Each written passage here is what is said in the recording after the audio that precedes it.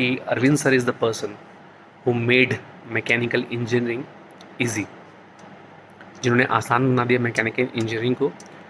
And I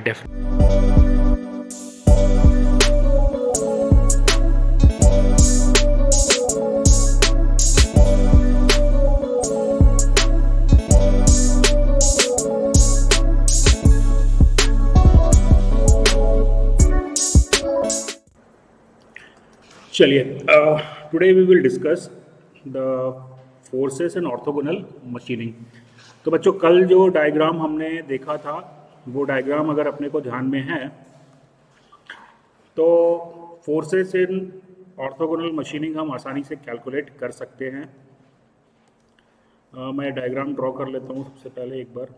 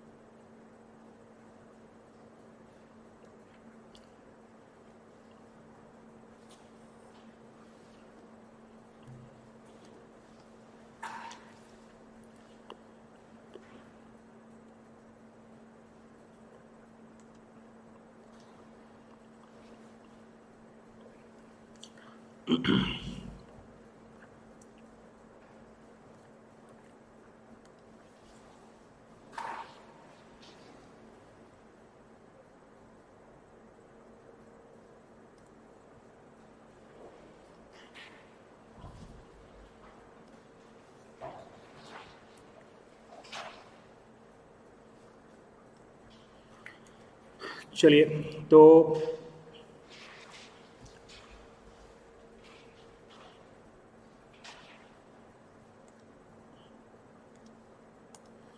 ये हमारा chip है and this is the tool, right. We know that this angle is, ये angle कितना होगा, right, this angle is alpha and this angle is phi.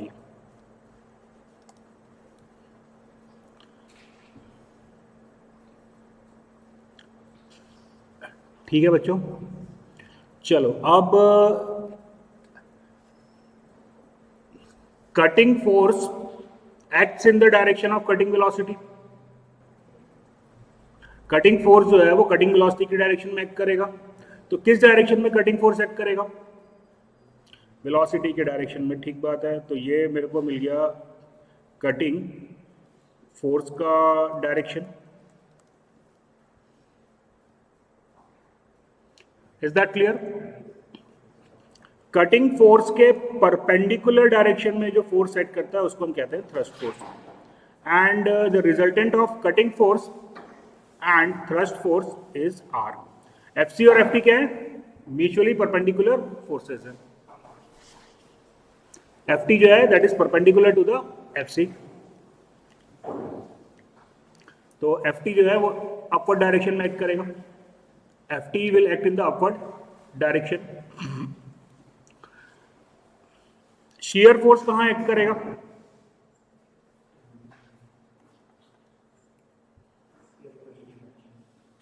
Shear force जो है वो shear plane पे एक्ट करेगा, करेक्ट है। यानी कि शियर फोर्स जो है that will act along the plane, shear force will act along the plane M N. ये मेरे को मिल गया direction of shear force.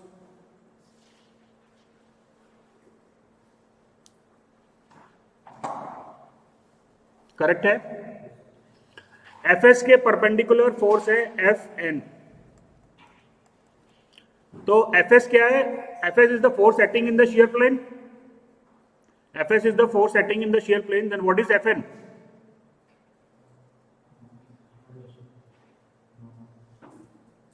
Fs is the force acting along the shear plane. Then what is Fn? हाँ, force acting normal to the shear plane, क्योंकि Fs और Fn जो है वो परपेंडिकुलर है। Is that clear? चलिए, again the resultant of Fs and Fn is R.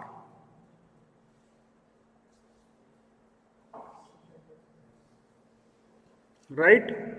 Is there any other force acting on the chip? Chip पे एक तो आया कटिंग फोर्स, दूसरा फोर्स आया शेयर फोर्स, क्या कोई और फोर्स भी चिप पे एक्ट करेगा?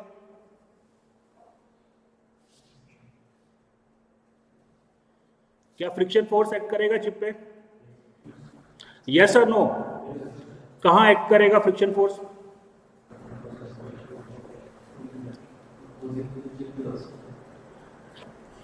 हाँ, जहां पे वेलोसिटी होगी। तो ये क्या हो रहा है, चिप जो है फ्लो कर रहा है over the tool surface, chip जो है वो फ्लो कर रहा है over the tool surface, chip जो है वो अपर डायरेक्शन में फ्लो कर रहा है, तो फ्रिक्शन फोर्स जो है that will act in the downward direction.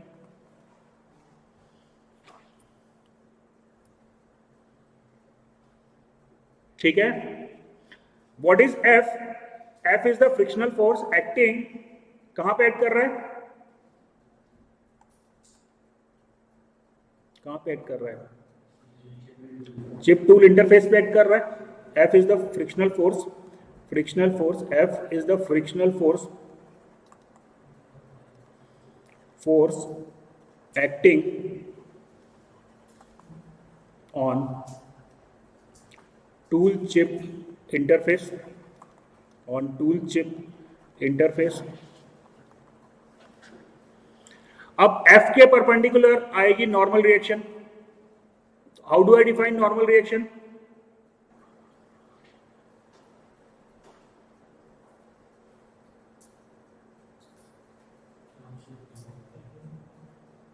F और N अगेन परपेंडिकुलर, देखो FC के परपेंडिकुलर आया FT, शेयर फोर्स के परपेंडिकुलर आया FN। मैंने डिफाइन किया F is the frictional force acting on the tool chip interface, तो N को कैसे डिफाइन करेंगे? अरे यार, that is the normal force at the tool chip interface, right? Normal force on the tool chip interface, that is F, and again the resultant of F and N are R. Correct है? तो बस ये चीज याद रखो कि FC और FT perpendicular forces हैं, FS और FN परपेंडिकुलर फोर्सेस हैं, F और N परपेंडिकुलर फोर्सेस हैं, और इन सबका रिजल्टेंट जो है वो R है।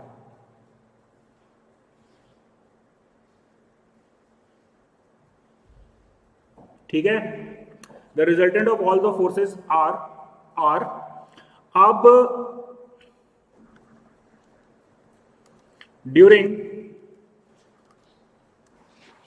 Orthogonal cutting,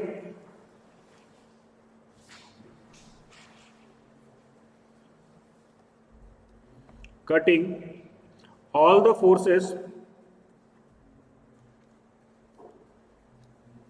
acting on chip can be represented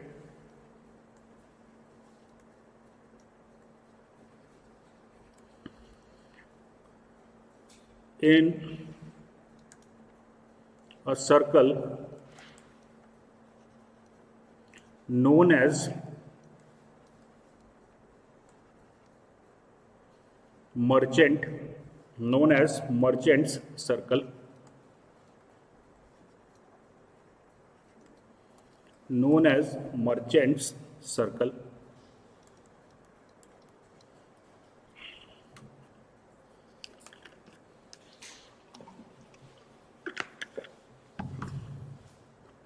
Diameter of merchant circle,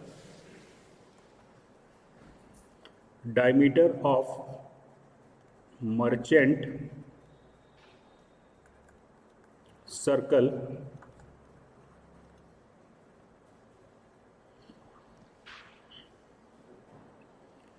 R is equals to root over FC square plus FT square। और क्या लिख सकता हूं मैं इसको?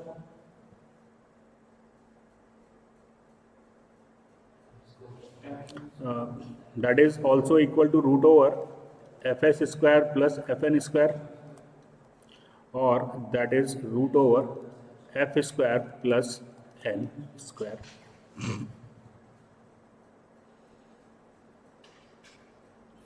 ठीक है बच्चों, चलिए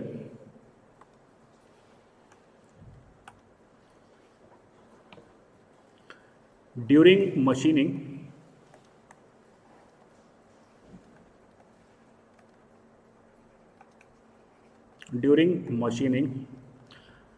चलो बच्चों, अब जब आप मशीनिंग कर रहे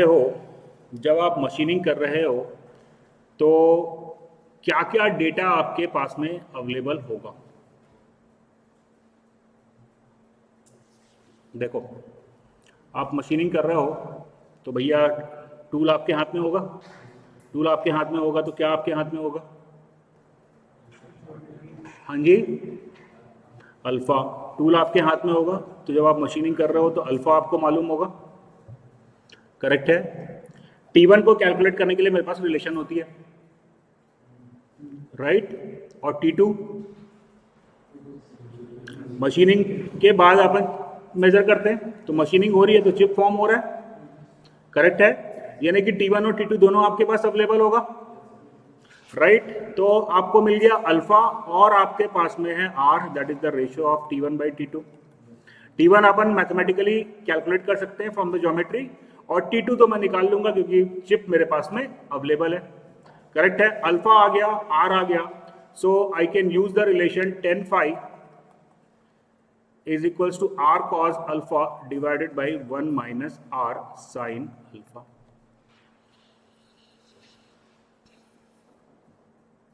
ठीक बच्चों, तो जब आप मशीनिंग कर रहे हो तो आपके पास आ गया अल्फा और आपके पास आ गया phi. Correct, you have alpha and you have the value of phi, you can calculate the value of phi. कोई दिक्कत, कोई समस्या, कोई परेशानी? क्या अल्फा और फाई आ जाने के बाद, मैं फोर्सेस कैलकुलेट कर सकता हूं? एप्टीट्यूड का क्वेश्चन है। Yes sir. मैंने आपको अल्फा और फाई दे दिया, आप फोर्स निकाल सकते हो। Can you calculate the forces? सीधी सी बात है यार, अभी आपको सिर्फ एंगल मालूम चला है, और फोर्स क्या होगा? एक लेंथ होगा। तो किसी एक लेंथ को निकालने के लिए मेरे पास कुछ लेंथ तो कम से कम होनी चाहिए, यानी कि कोई ना कोई फोर्स तो मेरे को मालूम होनी चाहिए। Are you getting my point? तो अब कौन सी फोर्स मैं कैलकुलेट कर सकता हूं? सो ड्यूरिंग मशीनिंग अगर आप मशीनिंग कर रहे हो, FC and FT can be determined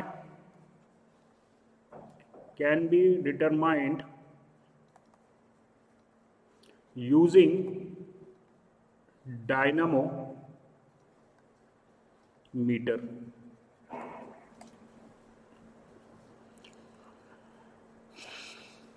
बच्चों, जब आप मशीनिंग कर रहे हो तो आप मशीनिंग में डायनामोमीटर का इस्तेमाल कर सकते हो, और डायनामोमीटर का इस्तेमाल करके आप FC और FT की जो वैल्यू है वो आप डायनामोमीटर से कैलकुलेट कर सकते हो। Is it clear? चलिए, तो अभी during machining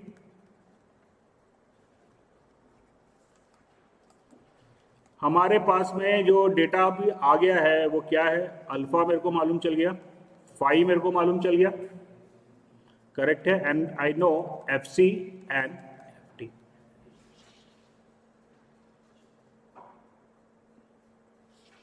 is that clear बच्चों? चलिए जी, अब अल्फा, फाई, FC और FT आ गया, तो अब मैं क्या निकाल सकता हूं? अब बची हुई जो भी चीज मेरे को कैलकुलेट करनी है वो मैं निकाल सकता हूं। Determine shear force Fs, friction force F, Fn, normal reaction N, and lambda is the friction coefficient.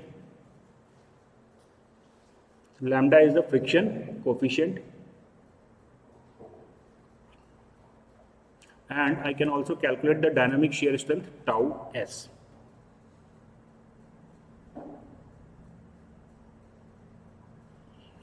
ठीक है बच्चों, now I can calculate all these things. So अभी कैसे निकालेंगे? I need to draw all the forces.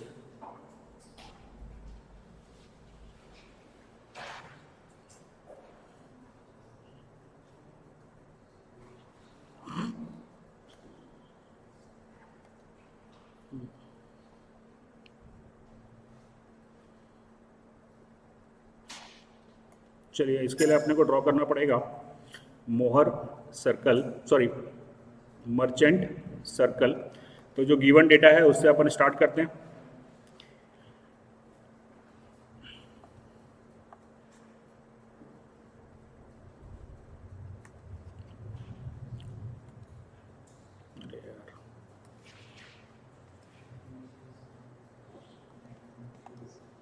चलिए आपको F C मालूम है, करेक्ट है? तो आप एफ सी को एक लाइन से रिप्रेजेंट कर दो, राइट? एफ सी आपको मालूम है and you know the value of F T. तो एफ सी और एफ टी आपने ड्रॉ कर दिया, करेक्ट? एफ सी और एफ टी ड्रॉ कर दिया तो क्या आप मेरे को मर्चेंट सर्कल का डायमीटर मालूम चल गया? एफ सी और एफ टी मालूम चल गया? Can I draw the merchant circle? Yes और नो? एफ सी और एफ टी मालूम है, can I draw the merchant circle? F C draw किया मैंने, एफ सी मैंने ड्रॉ किया, एफ टी मैंने ड्रॉ किया, और मेरे को मालूम है the resultant of F C and F T is R, and I also know that the R is the radius of, R is the, sorry, R is the dia of the merchant circle. तो ये जो इसका centre है वो मेरे को merchant circle का centre भी मिल गया, करेक्ट है? तो इसका मतलब ये है कि अब मैं आसानी से मर्चेंट सर्कल ड्रॉ कर सकता हूं। चलिए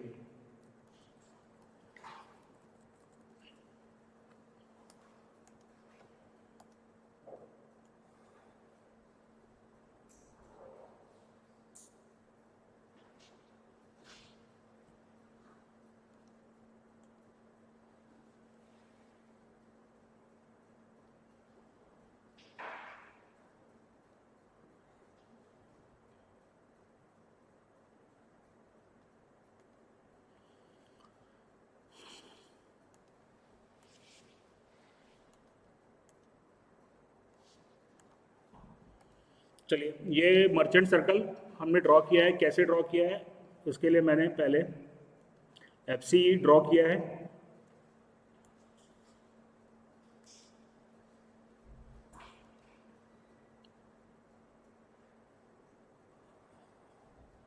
मर्चेंट सर्कल मैंने बाद में ड्रॉ किया है, पहले मैंने ड्रॉ किया है एफ सी और एफ टी, राइट? अब इन दोनों का जो रिजल्टेंट है ये मेरे को मिल गया,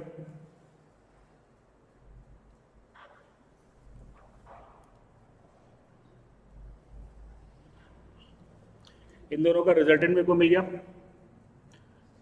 एफ सी और एफ टी आपने पहले ड्रॉ किया, एफ सी और एफ टी आपने पहले ड्रॉ किया, रिजल्टेंट ड्रॉ किया, रिजल्टेंट ड्रॉ करने के बाद अब मैंने ड्रॉ किया है Mohr circle. Is it clear? अब मेरे को कैलकुलेट करना है एफ एस और F N. How would I calculate F S and F N? कैसे निकालूंगा मैं एफ एस और F N?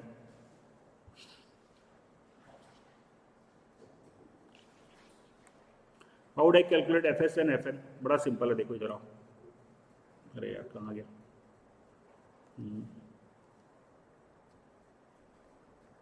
The angle between FC, the angle between FC and FS is phi, correct है? FC और FS के बीच में phi का एंगल है, करेक्ट है? तो अभी अपन क्या करेंगे,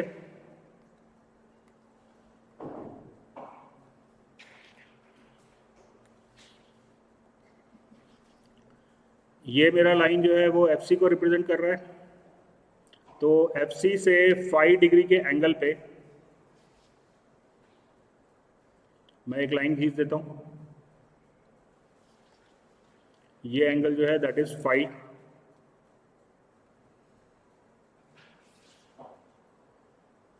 ठीक है बच्चों? ये जो दिस इज एफ एस, ये जो है वो एफ एस है और ये है एफ सी। एफ एन कैसे मिलेगा?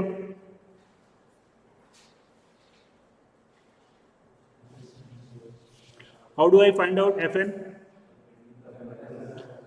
एफ एन जो है वो एफ एस के परपेंडिकुलर है, करेक्ट है? तो आप क्या करोगे, एफ एस से एक परपेंडिकुलर लाइन ड्रॉ कर दो।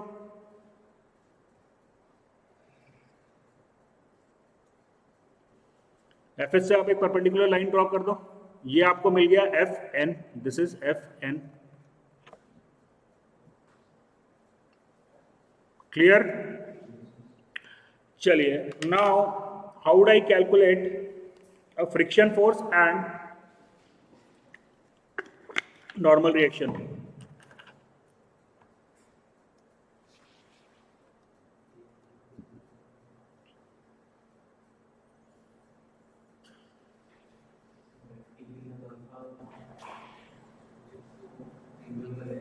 करेक्ट है, ठीक बात है, ठीक बात है।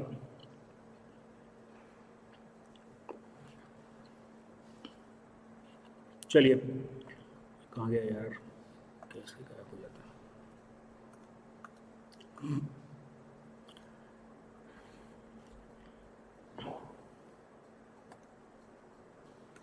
फ्रिक्शन फोर्स जो है वो एफ सी के परपेंडिकुलर से अल्फा डिग्री का एंगल बना रहा है।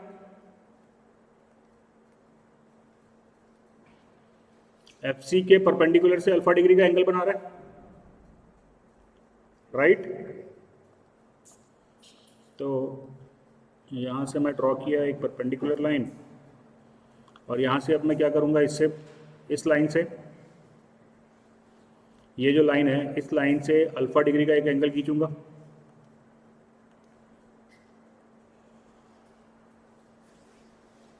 ये एंगल जो होगा दैट इज अल्फा डिग्री। इधर देखो ना यार, this line is perpendicular to F C and it is making a angle of alpha from this line. तो क्या किया मैंने, एफ सी के परपेंडिकुलर एक लाइन खींची, राइट? एफ सी के परपेंडिकुलर एक लाइन खींची और इससे अल्फा डिग्री पे एक लाइन ड्रॉ करी। तो ये लाइन क्या रिप्रेजेंट करेगी, ये लाइन जो है वो मेरे को फ्रिक्शन फोर्स को रिप्रेजेंट करेगी। नॉर्मल रिएक्शन कैसे निकलेगा, यहां से आप परपेंडिकुलर ड्रॉ कर दो,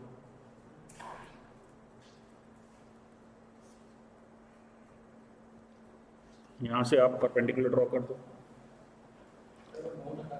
हाँ,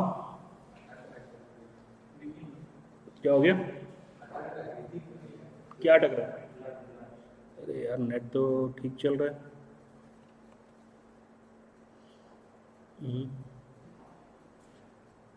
चलो, दिख रहा है, भी आ रहा है?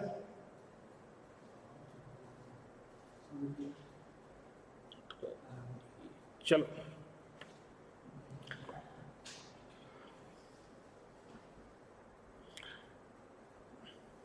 so this is F.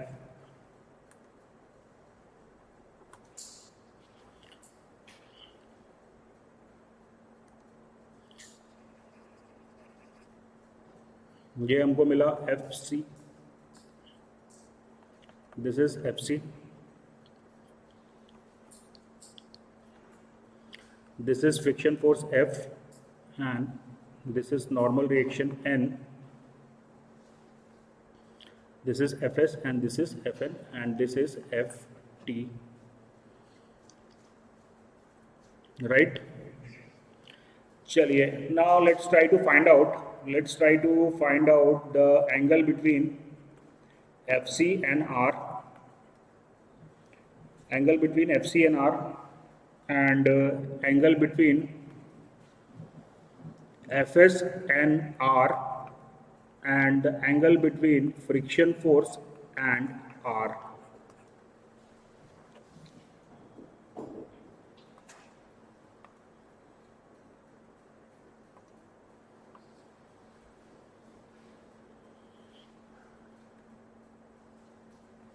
अच्छा, ये एंगल कितना होगा, एन और आर के बीच का एंगल,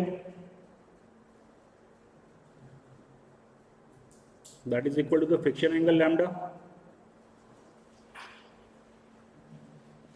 नॉर्मल रिएक्शन और रिजल्टेंट के बीच का angle that is known as the friction angle lambda.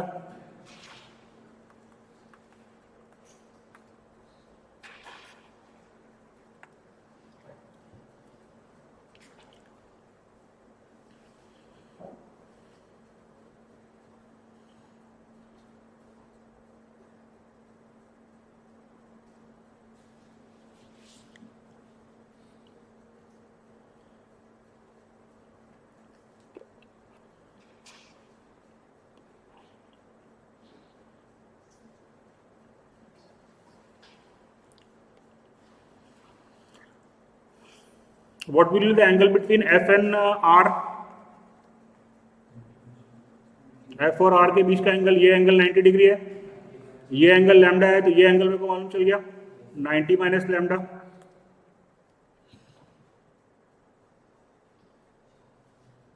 ठीक है बच्चों, this angle is 90 minus lambda. Clear है? Now what is the angle between R and FC? R minus FC total ये एंगल है 90 डिग्री, तो 90 डिग्री में से आपका माइनस हो गया अल्फा डिग्री, माइनस आपका हो गया 90 माइनस लैम्डा। ये एंगल 90 डिग्री है, ये एंगल 90 डिग्री है, minus alpha minus 90 minus alpha. Is that clear? तो ये एंगल मेरे को कितना मिला?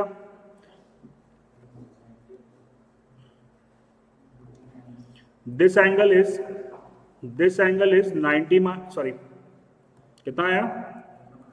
This angle is lambda minus alpha.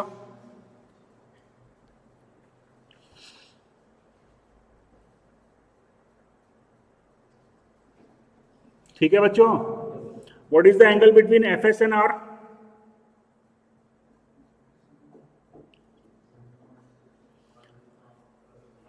FS और R के बीच का एंगल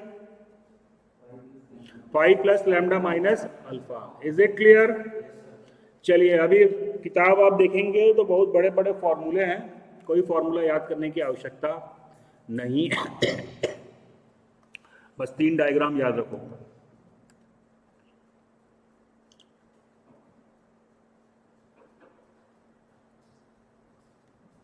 तीन डायग्राम याद रखो, question will be done.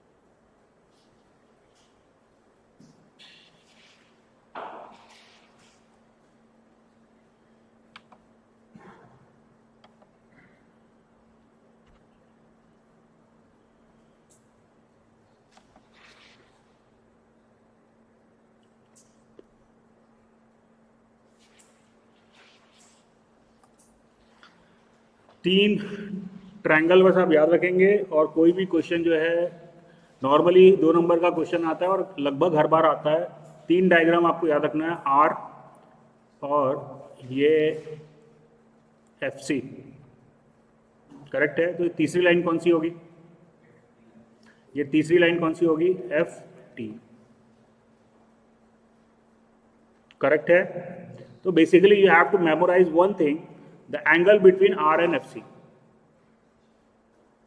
You just need to memorize one thing, the angle between R and FC. कितना एंगल आया? ये बस आप याद रखेंगे, lambda minus alpha.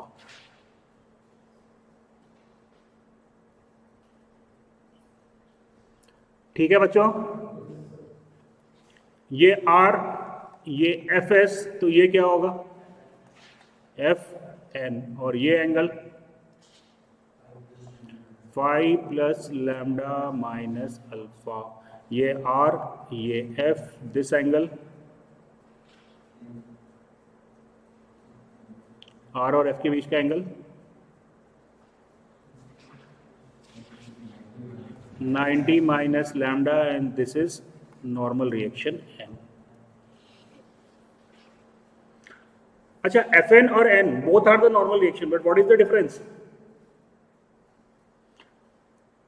Normal reaction निकालने बोला है तो क्या पढ़ के मेरे को समझ में आएगा कि Fn निकालने बोल रहा है कि n निकालने बोल रहा है?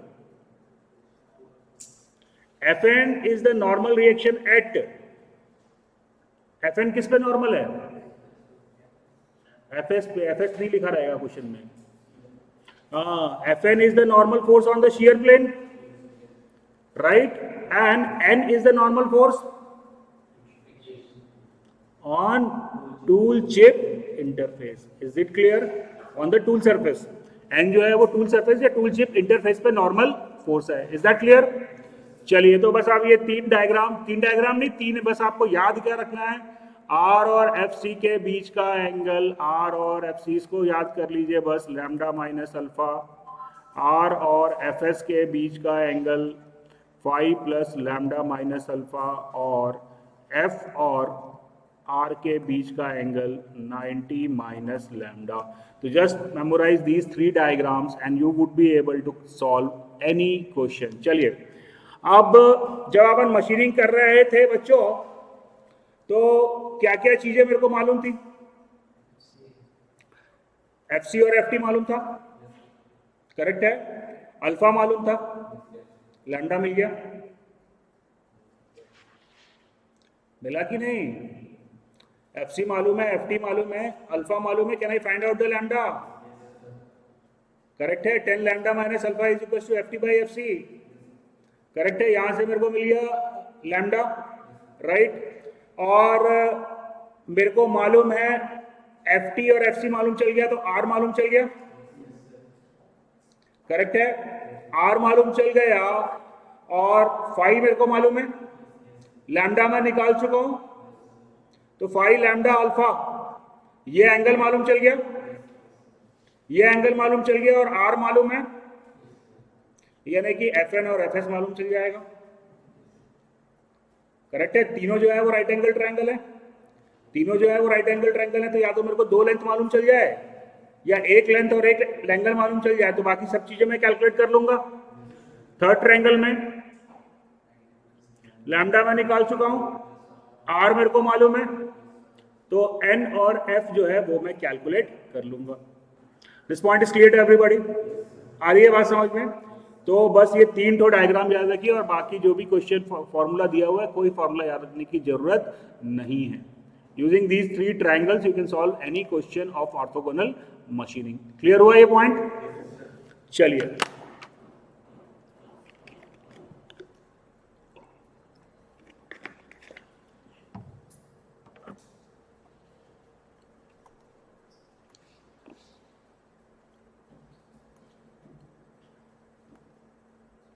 write down question number 1.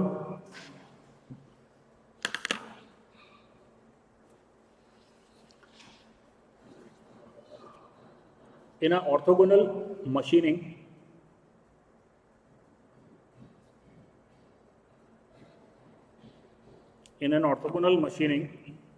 operation,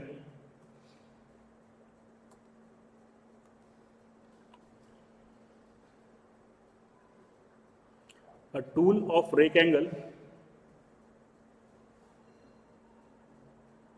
7 degree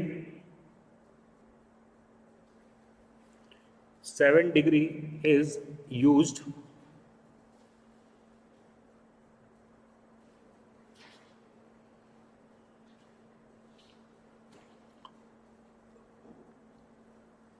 uncut and chip thickness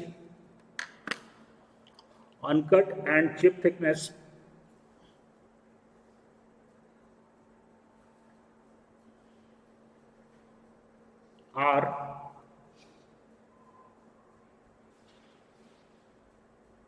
uncut and chip thickness are 0.25 and 0.75 mm.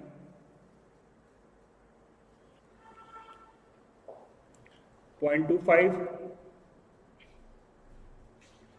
and 0.75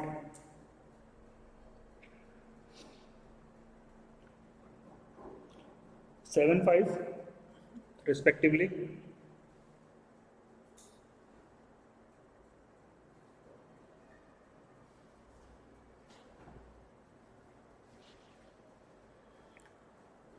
Width of the chip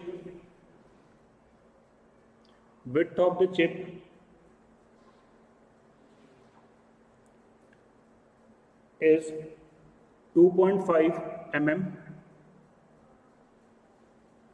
Is 2.5 mm.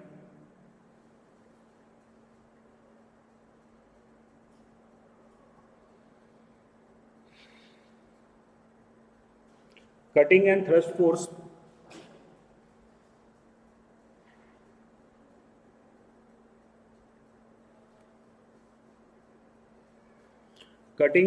force are 1000 Newton and 500 Newton.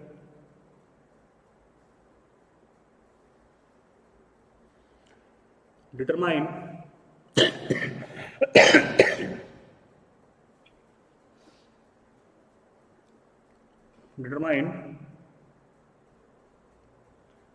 first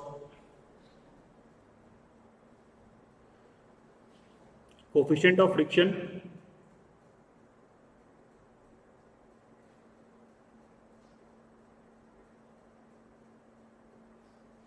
between chip and tool.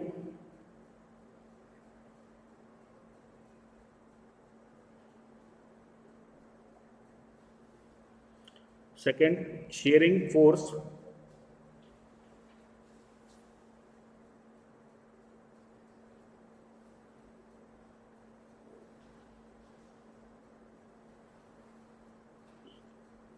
third,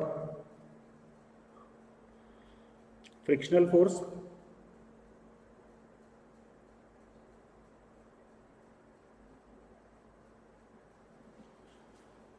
Next, dynamic shear strength. Dynamic shear strength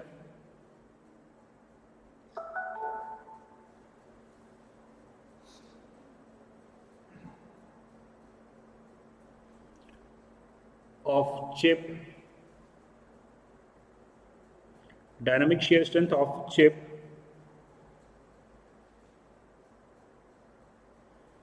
next, fraction of energy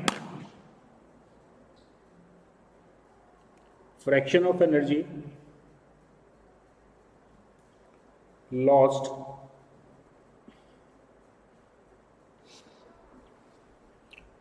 in friction. Fraction of energy loss in friction. So let's try to solve the problem.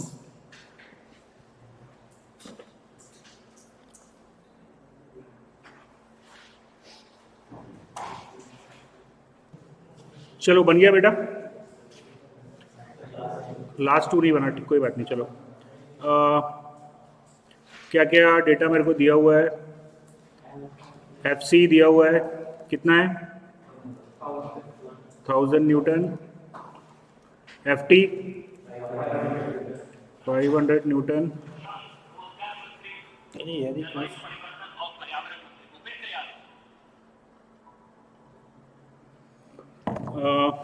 Alpha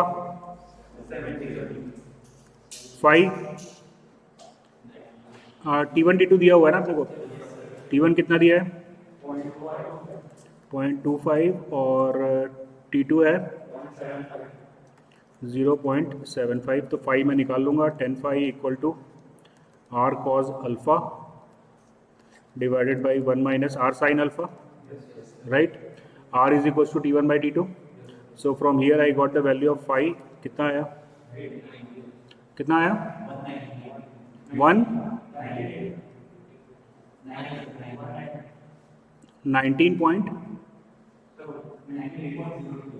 19.02 degree, correct है। चलो अब मेरे को निकालना है coefficient of friction, यानी कि lambda calculate करना है। तो लैम्डा कैलकुलेट करने के लिए ये वाला ट्रायंगल है मेरे पास में, I got ft by fc is equals to 10 lambda minus alpha. Correct है बच्चों? अभी लैम्डा मेरे को मालूम है, सॉरी अल्फा मेरे को मालूम है, लैम्डा यहाँ से निकल जाएगा। क्या आया लैम्डा? 33.56। तो कोफिशिएंट ऑफ फ्रिक्शन म्यू मेरे को मिल गया 10 लैम्डा, राइट? कितना आया?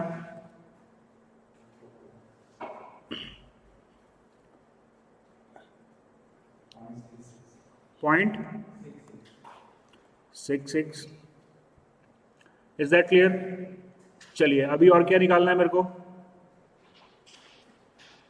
What else I need to calculate? Shearing force.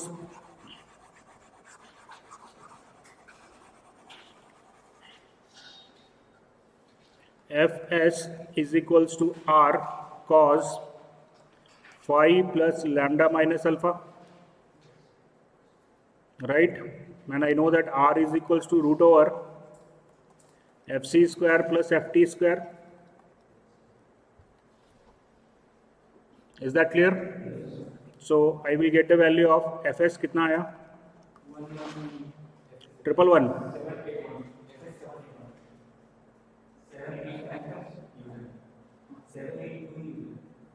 782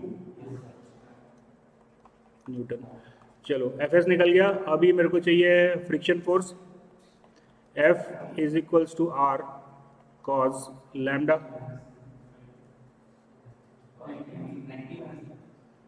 अच्छा R साइन लैम्डा हो जाएगा, sorry R sine lambda. Is that clear? कितना आ गया? 618 न्यूटन। 618 न्यूटन। चलिए अभी आपको निकालना है बच्चों शियर स्ट्रेंथ, राइट? कैसे निकालोगे शियर स्ट्रेंथ? शियर स्ट्रेंथ क्या फॉर्मूला होगा? Shear strength is equals to shear force divided by the area. कौन सा एरिया? कौन सा एरिया? शियर फोर्स निकाल रहा हो तो जिधर शियर फोर्स एक्ट कर रहा है उस प्लेन का एरिया, करेक्ट है?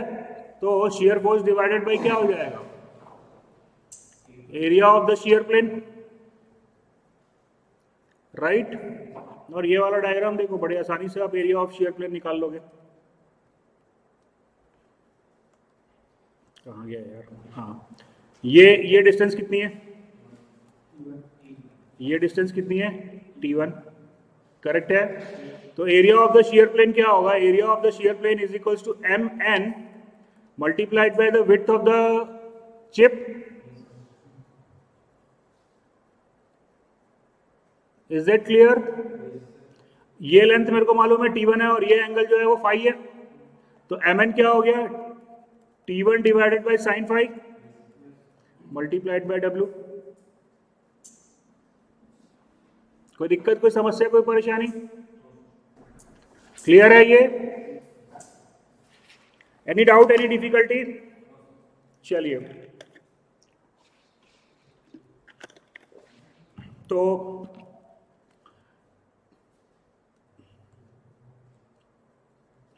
मुझे कैलकुलेट करना था शियर स्ट्रेस। तो एफएस मैं निकाल चुका हूं बच्चों। एफएस आप कैलकुलेट कर चुके हैं, राइट? और area of the shear plane is equal to W T1 divided by sine phi होता है। फाई मेरे को मालूम है, W मेरे को क्वेश्चन में दिया होगा, विड्थ ऑफ द चिप दिया होगा क्वेश्चन में, करेक्ट है? और T1 भी मेरे को क्वेश्चन में दिया हुआ है। Clear? So using that relation I can calculate the dynamic shear strength. Clear हुआ ये point? mn equal to T1 upon sin phi है। T2 निकालने के मेरे पास कोई रिलेशन है? T2 दिया हुआ है, ठीक बात है, लेकिन mn equal to T2 नहीं है।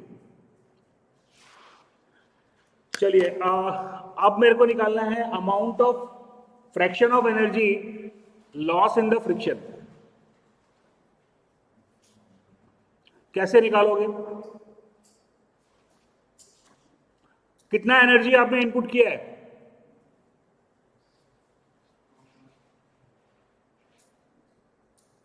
What is the energy input? अरे कल पढ़ा था क्लास में यार।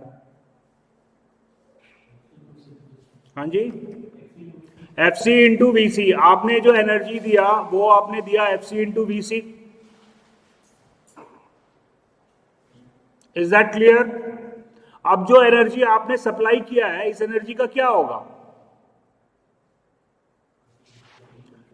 कटिंग होगा। कुछ एनर्जी जो है वो कटिंग के लिए यूटिलाइज होगा, शेयर फेलियर के लिए। जो यूटिलाइज हुआ वो हुआ F S into V S. Is that clear? और कुछ एनर्जी जो है वो चिप और टूल के बीच में जो फ्रिक्शन है उसको ओवरकम करने में कंज्यूम होगा। Am I correct?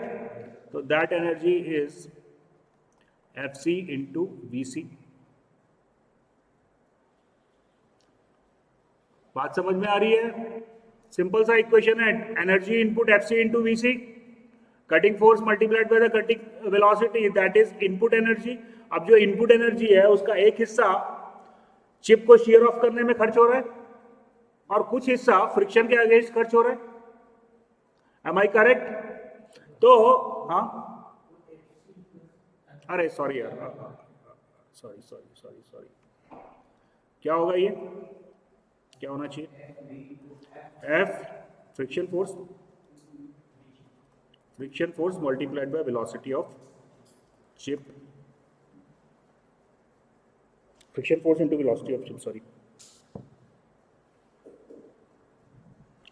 ठीक है बच्चों, अब ये जो पोर्शन है, ये मेरी जो एनर्जी है वो यूटिलाइज्ड हुई है, दैट इज यूटिलाइज्ड, और ये जो एनर्जी है वो वेस्ट हुआ।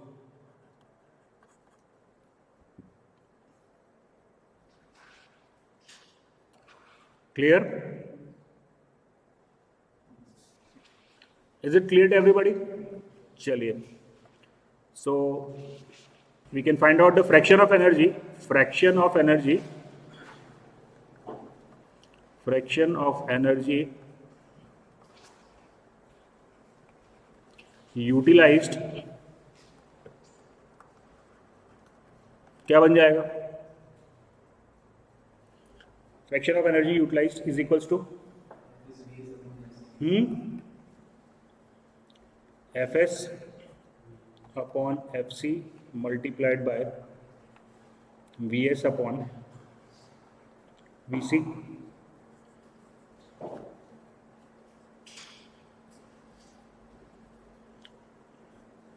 क्लियर है बच्चों? तो fraction of energy F S और एफ सी आपको मालूम है, वी एस और वी सी के बीच में रिलेशन आप निकाल लोगे। उसको निकालने के लिए आपको फाई और अल्फा की वैल्यू पता होनी चाहिए। कल अपन निकाले थे, तो वहां से मेरे को वी एस और वी सी के बीच में रिलेशन मिल जाएगा। Is that clear? चलिए, इसके बाद है fraction of energy lost. Fraction of energy lost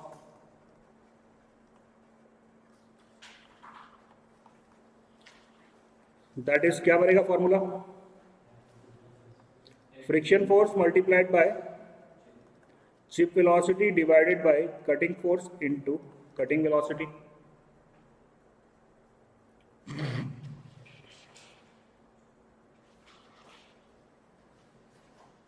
ठीक है बच्चों, कोई दिक्कत, कोई समस्या, कोई परेशानी?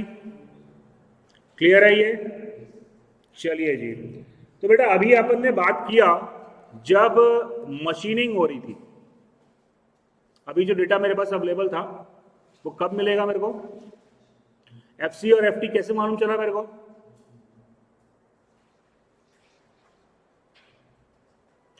एफ सी और एफ टी कैसे मालूम चला? एफ सी और एफ टी जब मशीनिंग हो रही थी तो मैं एक डायनामोमीटर लगा के एफ सी और एफ टी कैलकुलेट किया। तो अभी मेरे पास जो डेटा था वो मेरे पास डेटा तभी अवेलेबल होगा जब एक्चुअल मशीनिंग हो रही होगी। लेकिन अगर अपन बात करते हैं eight the time of designing, अगर मैं eight the time of at the time of designing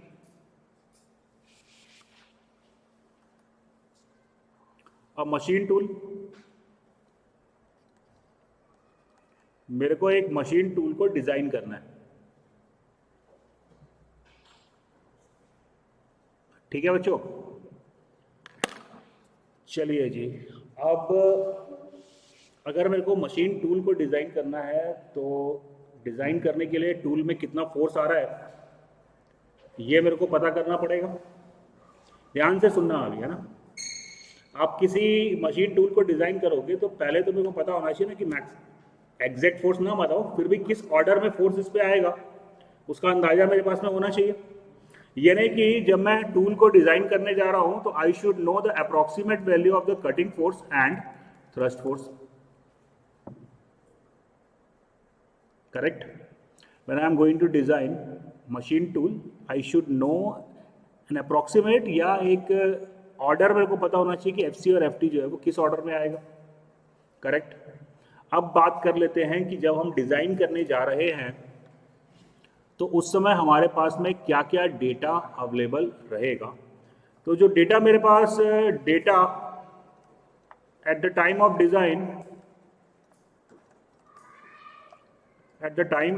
design, जो मेरे पास डेटा अवेलेबल रहता है, मैं चिप थिकनेस W मेरे पास रिलेशन है कैलकुलेट करने के लिए, मैं W निकाल लूंगा। Chip thickness, sorry, what is W? It is not chip thickness, W is width of the chip. Width of the chip मैं निकाल सकता हूँ, T1 अनकट चिप थिकनेस में निकाल सकता हूँ। और क्या डेटा मेरे पास W और T1, इसके अलावा और क्या डेटा मेरे को मिल जाएगा जब मैं डिजाइन करने जा रहा हूँ तो।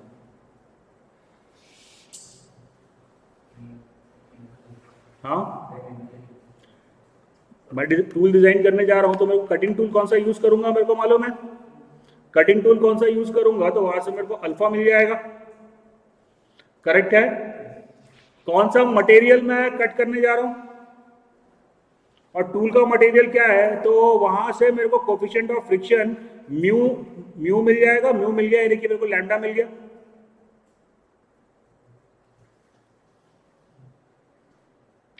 टूल और चिप के बीच में कितना फ्रिक्शन होगा वो मेरे को अप्रोक्सीमेट वैल्यू मिल जाएगी।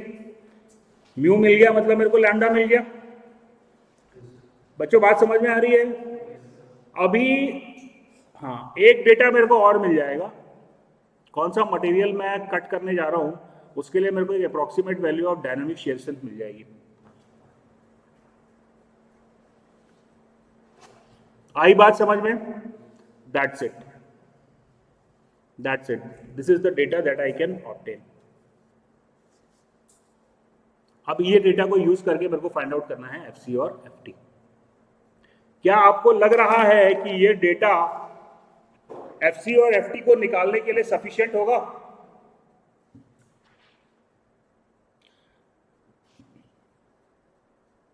अरे हाँ ना में जल्दी जवाब दो यार, क्यों नहीं होगा?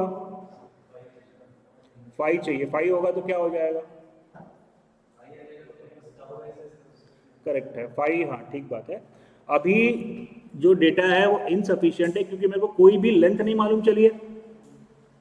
अभी मेरे पास क्या है, दो एंगल मेरे को मेरे पास सिर्फ एक एंगल मालूम है। एक मेरे पास अभी जो डेटा है जो मर्चेंट सर्कल में यूज कर सकता हूँ वो लैम्डा है और अल्फा है, करेक्ट है।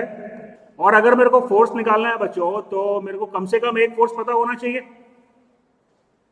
तभी मैं ये ट्रायंगल की मेरे को एक लेंथ निकालनी है तो कम से कम एक लेंथ तो मेरे को मालूम होनी चाहिए। तो इसका मतलब ये है कि मेरे को मिनिमम एक फोर्स तो चाहिए होएगा, तभी मैं एफसी और एफटी को कैलकुलेट कर पाऊंगा। क्लियर है ये बात? चलिए, तो अब अगर अपन देखें तो मेरे पास में है यहाँ पे डायनामिक शियर स्ट्रेंथ। अगर अपन रिलेशन देखते हैं तो हमारे पास रिलेशन आ जाता है Fs is equals to tau S into area of the shear plane, so that is tau S into W T1 upon sine phi. क्या मेरे पास डेटा अवेलेबल है एफएस को कैलकुलेट करने के लिए?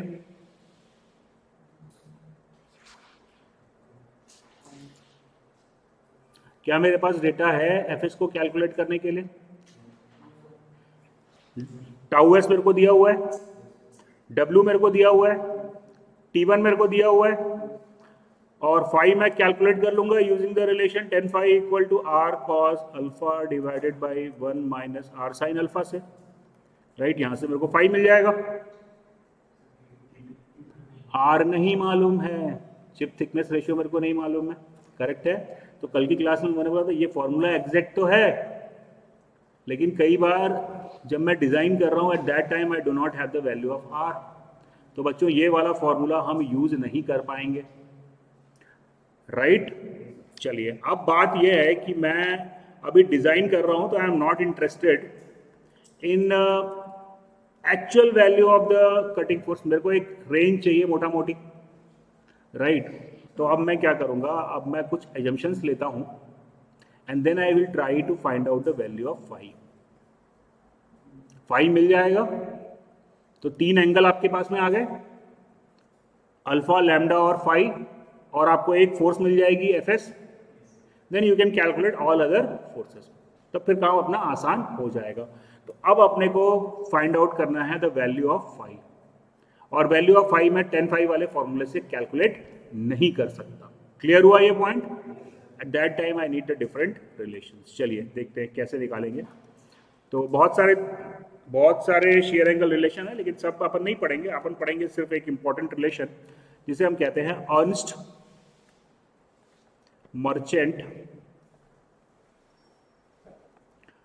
Merchant shear angle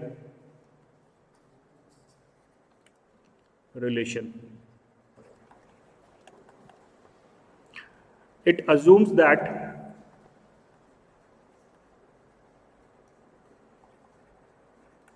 every process follows the path of least resistance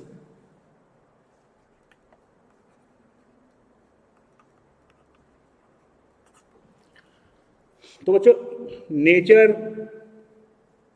nature का ये नेचर होता है कि वो हमेशा शॉर्टकट ऑब्टेन करता है। अभी यहां से पेन गिराऊंगा तो क्या ऐसा गोल घूमते हुए जाके गिरेगा क्या? नहीं, वो पाथ फॉलो करेगा जिसपे कि रेजिस्टेंस मिनिमम होगा। अगर मान लो हवा तेज चल रही होगी तो वो सीधा नहीं गिरेगा, तब ये थोड़ा सा डाइवर्ट होके जाएगा, again it will try to find out the path of the least resistance. हमेशा नेचर वही पाथ को फॉलो करता है जहां पे कि रेजिस्टेंस मिनिमम होता है। तो बोलने का मतलब ये हुआ, it assumes that energy every process follows the path of least resistance, hence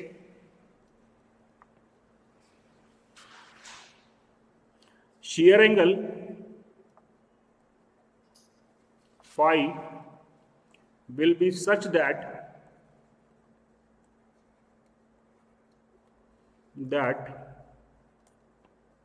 minimum energy required for cutting। तो दैट्स इट बेटा, बड़ा सिंपल है। अभी क्या बोल रहा है कि फाई इस प्रकार से होगा ताकि कटिंग फोर्स जो है वो मिनिमम हो जाए, कटिंग एनर्जी जो है वो मिनिमम हो जाए। कटिंग एनर्जी क्या होती है? Energy of the cutting F C into V C, correct है? And we know that F C is equals to R cos lambda minus alpha, है नहीं?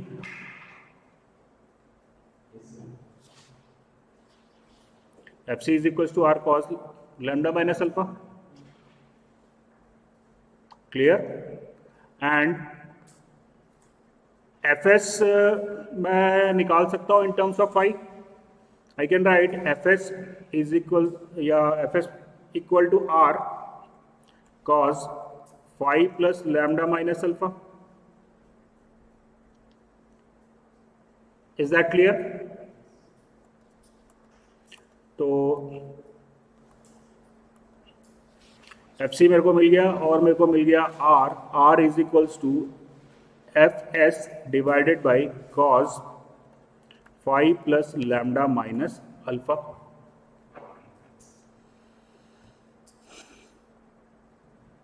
कोई दिक्कत, कोई समस्या, कोई परेशानी? कोई दिक्कत, कोई समस्या, कोई परेशानी? करेक्ट है? चलिए जी.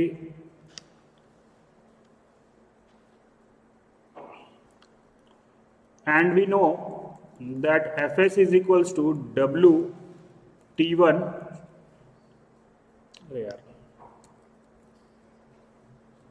W T1 tau s upon sine phi. Fs जो है वो W T1 tau s upon sine phi होगा.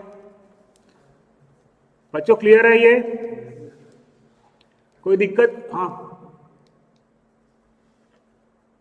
अरे Fs क्या होगा तू पता चल. Fs क्या होगा? Shear force into shear stress multiplied by the shear area. Shear stress कितना है? Tau S. शेयर एरिया कितना होता है? Shear area is equal to W T one upon sine five. तो यहां से मेरे को मिल गया energy is equals to F C की जगह एफ एस, तो ये हो गया W T1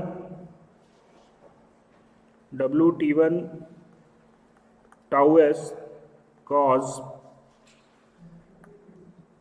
lambda minus alpha into V C. इसको क्या प्रॉब्लम हो गया? चलो,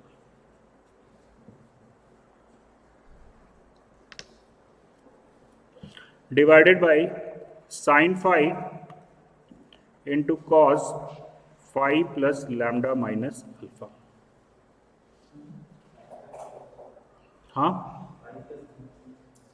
क्या बोल रहा हूं भाई? E equal to F C into V C. अब ये इक्वेशन E को मेरे को कन्वर्ट करना था. बेसिकली E को मेरे को कन्वर्ट करना था as the function of phi.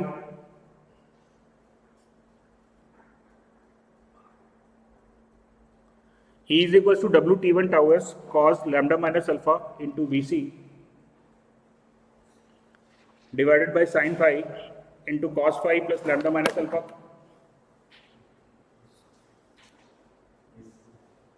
बच्चों क्लियर है ये? What next? What next? चलिए,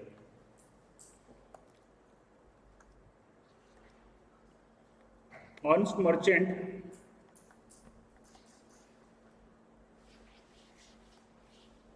assumes that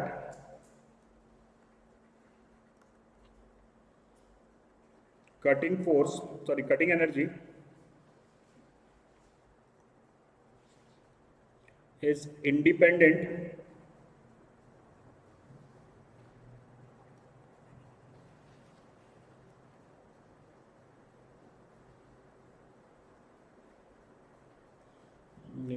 एक minute,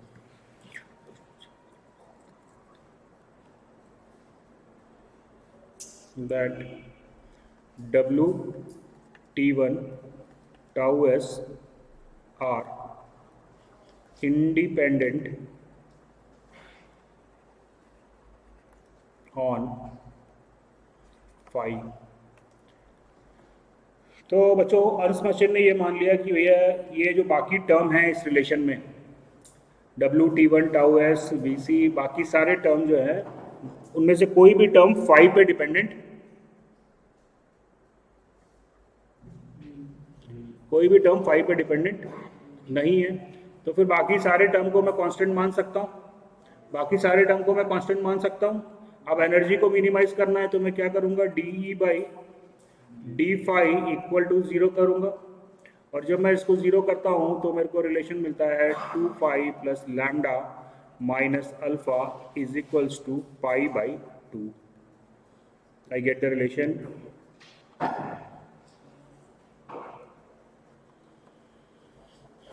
2 plus lambda minus alpha is equal to 5/2। अब बच्चों अपन ने डिस्कस किया कि 10 वाले फॉर्मूले को छोड़ के बाकी कोई फॉर्मूला मेरे को सही वैल्यू 5 की देने वाला है नहीं। तो भैया ये जो मैंने फॉर्मूला निकाला है, क्या कारण है कि इस फॉर्मूले से मेरे को सही वैल्यू नहीं मिलेगी? क्या नहीं है इंडिपेंडेंट 5 पे भाई बता। चिप थिकनेस W 5 पे डिपेंड करेगी? नहीं करेगी। कौन सा ऐसा एजम्पशन है जो कि गलत है? जो एजम्पशन गलत है वो ये है, टाउ एस, जो गलत एजम्पशन है वो ये है, tau S is function of phi.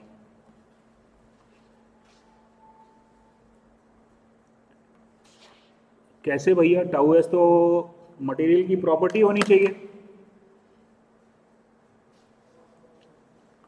Tau S जो है वो तो मटेरियल की प्रॉपर्टी होनी चाहिए, ये फाई का फंक्शन कैसे हो जाएगा? बच्चों इसके लिए एक टर्म होता है जिसे हम कहते हैं स्ट्रेन हार्डनिंग। जब अपन मटेरियल साइंस पढ़ेंगे या फॉर्मिंग पढ़ेंगे उस टाइम पे अपन इसको डिटेल में पढ़ेंगे। अगर कोई मटेरियल है उस पे अगर आप उसके यील्ड स्ट्रेंथ से ज्यादा फोर्स अप्लाई करते हो, उसके यील्ड स्ट्रेंथ के से ज्यादा फोर्स अप्लाई करते हो और उस लोड को अगर आप रिमूव कर दोगे तो जो मटेरियल होगा वो स्ट्रेन हार्डन हो जाता है। सुनो ध्यान से बात को। अगर मान लो मेरे पास एक क्या बोलते हैं, कोई एक बिलेट है, वो बिलेट पे मैंने हथौड़ा मारा तो यानी कि वो प्लास्टिकली डिफॉर्म हुआ। बच्चे अब हथौड़ा मारने से पहले और हथौड़ा मारने के बाद उसका अब जो स्ट्रेंथ है वो चेंज हो जाएगा। हथौड़ा मारने के बाद अब उसकी स्ट्रेंथ जो है वो बढ़ जाती है। अगर किसी मटेरियल को हम प्लास्टिकली डिफॉर्म करते हैं, तो प्लास्टिकली डिफॉर्म होने के कारण उसमें स्ट्रेन हार्डनिंग होती है। इसको अपन मटेरियल साइंस में जब पढ़ेंगे तो आराम से पढ़ेंगे। अभी अपन इतना समझ लो कि अगर आप किसी बॉडी को डिफॉर्म कर रहे हो, प्लास्टिकली डिफॉर्म कर रहे हो, तो that material is if a body is subjected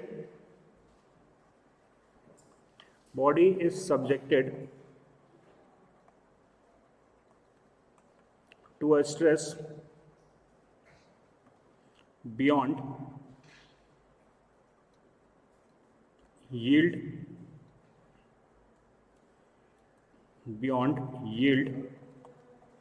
point,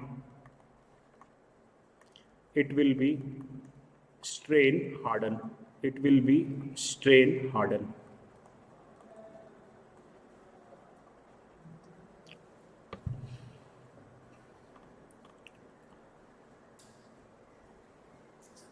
आ रही है बात बेटा? तो एक चीज बताओ मेरे को कि जो वर्क पीस है और जो चिप है, दोनों में से किसकी स्ट्रेंथ ज्यादा होगी? किसकी हार्डनेस ज्यादा होगी, वर्क पीस की या चिप की? जल्दी बोलो यार। चिप की, क्योंकि चिप जो है वो डिफॉर्म हो चुका है, प्लास्टिकली डिफॉर्म हो चुका है, तो चिप की जो स्ट्रेंथ है वो वर्क मटेरियल की स्ट्रेंथ से ज्यादा होगी, राइट? तो इसका मतलब ये हो रहा है कि ड्यूरिंग द मशीनिंग आपके वर्क पीस की स्ट्रेंथ जो है वो चेंज हो रही है। क्लियर हुआ ये बात? जो मेरी वर्क, अच्छा इसीलिए हमने देखा, जब भी मैंने इसको शियर स्ट्रेंथ नहीं बोला, मैंने इसको क्या बोला? Dynamic shear strength. क्यों बोला मैंने इसको डायनामिक शियर स्ट्रेंथ? क्योंकि during the process it is dynamic, it is changing, it does not remain constant. जो बड़ा वर्क पीस है और जो मेरा चिप मिल रहा है, दोनों का स्ट्रेंथ जो है वो अलग अलग है। तो जैसे जैसे मशीनिंग होती जा रही है वैसे वैसे मेरे स्ट्रेंथ जो है वो चेंज होती जा रही है। तो अब जो मेरे को फाइनल स्ट्रेंथ मिलेगी चिप की, वो किस बात पर डिपेंड करेगी? वो डिपेंड करेगी कि कितना शियर स्ट्रेन इंड्यूस हुआ, कितना शियर स्ट्रेन। जितना ज्यादा शियर स्ट्रेन इंड्यूस होगा उतना ज्यादा स्ट्रेंथ बढ़ जाएगी, उतना ज्यादा स्ट्रेन हार्डनिंग होगा, राइट? और shear strain is the function of phi. Shear strain जो है वो फंक्शन ऑफ फाई है और strain hardening depends on the shear strain. तो अल्टीमेटली जो डायनामिक शियर स्ट्रेंथ है ये भी फंक्शन ऑफ फाई होगा। ये भी फंक्शन ऑफ फाई होगा। Is that clear? और हमने इसको क्या मान लिया था अर्थ मर्चेंट में कि tau S remain constant. Clear हुआ ये पॉइंट?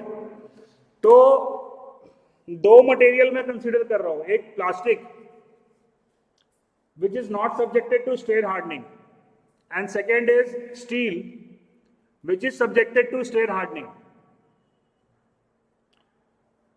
किसके लिए मैं अर्न्स मर्चेंट रिलेशन का इस्तेमाल कर सकता हूं?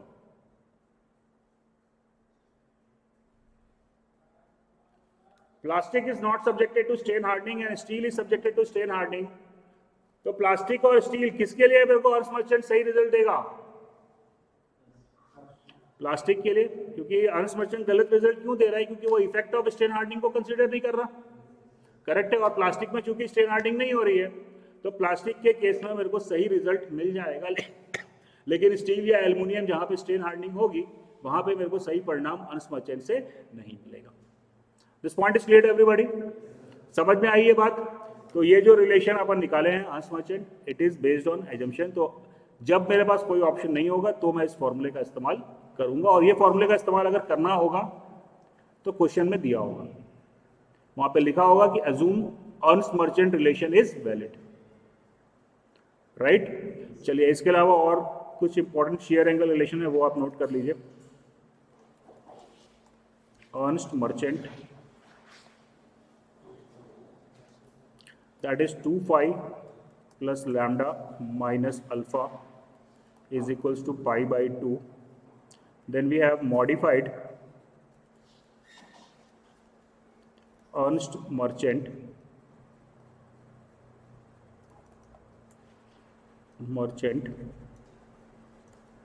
that is 2 phi plus lambda minus alpha is equals to machining constant Cm. Cm is machining constant.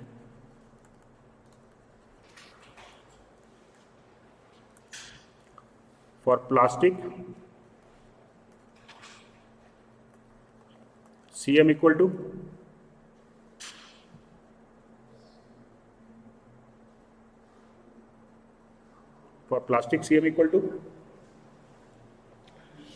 जल्दी बोलो भाई। अरे यार, प्लास्टिक में स्ट्रेन हार्डनिंग नहीं होगा तो अर्न्स मर्चेंट रिलेशन वैलिड होगा। तो Cm क्या होगा? For plastic Cm equal to pi by 2। Correct है? स्टील के लिए Cm is nearly equal to 70 degree. Steel के लिए Cm जो है वो नियरली इक्वल टू 70 डिग्री होता है। मशीनिंग कांस्टेंट डिपेंड किस पे डिपेंड करेगा? Cm। ये Cm की वैल्यू किस पे डिपेंड करेगी? हाँ, स्ट्रेन हार्डनिंग यानी कि मटेरियल पे। जिस मटेरियल में स्ट्रेन हार्डनिंग ज्यादा होगा उसके लिए Cm की वैल्यू जो है वो 90 से कम जाएगी, और अगर स्ट्रेन हार्डनिंग नहीं होगा तो that will be around equal to the 90 degree. Is it clear?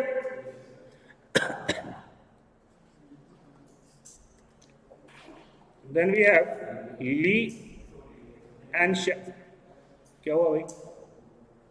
Lee and Shaffer relation,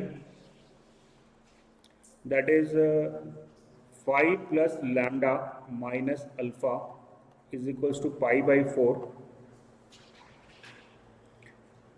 assume to be valid. Steel के लिए हम लोग यही रिलेशन यूज करते हैं normally, Lee and Shaffer. Assume to be valid, assume to be valid for steel 5 plus lambda minus alpha equal to pi by 4. 5 plus lambda minus alpha is equals to pi by 4. Stabler है 5 plus lambda minus alpha by 2 is equals to pi by 4.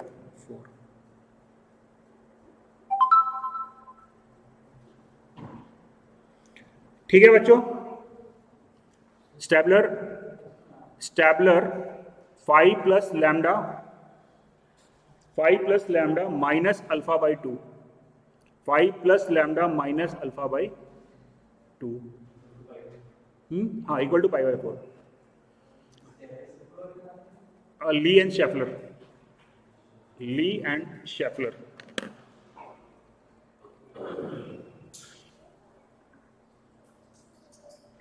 बच्चों इधर देखिए, अभी जो अपन relation लिखे हैं, ये relation अपन तभी यूज